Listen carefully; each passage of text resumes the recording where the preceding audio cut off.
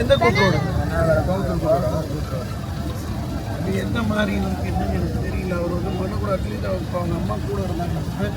என்ன ஏதுன்னு எனக்கு கேட்கலாம். என்ன வேணும்?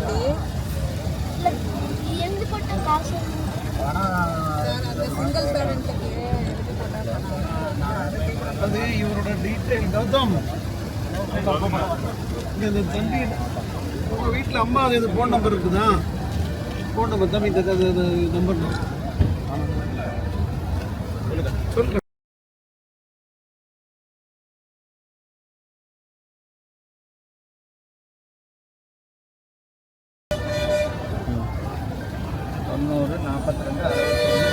பேசிட்டு உங்கள் அம்மாட்ட பேசிட்டு அவர் என்னோட பிஏ தான். உங்கள் அம்மாட்ட பேசிட்டு நான் சொல்கிறேன்.